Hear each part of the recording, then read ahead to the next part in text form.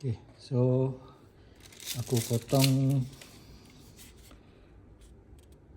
ni, T-Tag ni. Aku letak je dekat sini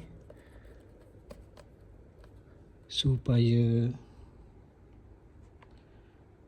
dia melekat lah. So far melekat. Okay.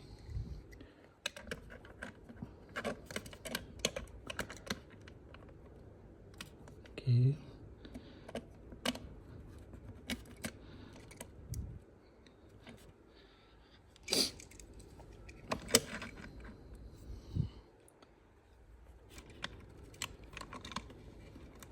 Cuma tak kuat lah kot kan. Dia setakat boleh lekat je.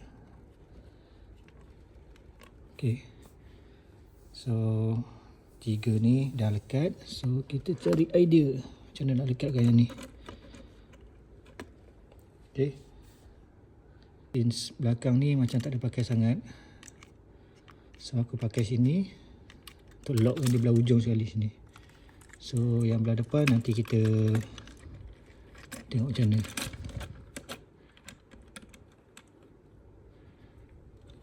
Oh, tak boleh juga. Dia kena ada scene macam ni sebenarnya. Untuk dia boleh naik. Tidak dilanggar kan.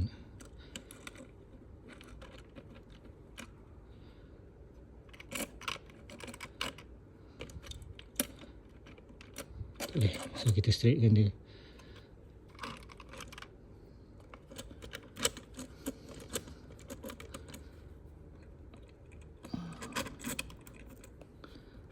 Okay. So far dia dah lock, tapi yang belakang je lah. Yang belakang, cuma yang depan ni aku kena lock dekat bawah tayar aku rasa kot.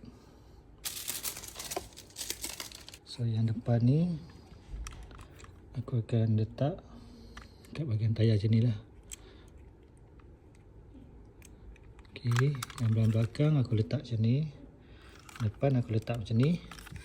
So aku tolak je dia dulu. Okay, dah masuk. Okay.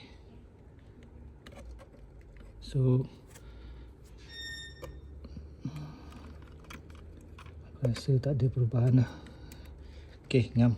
So tak ada pergerakan lah kot. Kita contohkan dulu demo. Okay, kalau ada pun mungkin sikit je kot kan. Okay, ngam. Dah lock dia. Right.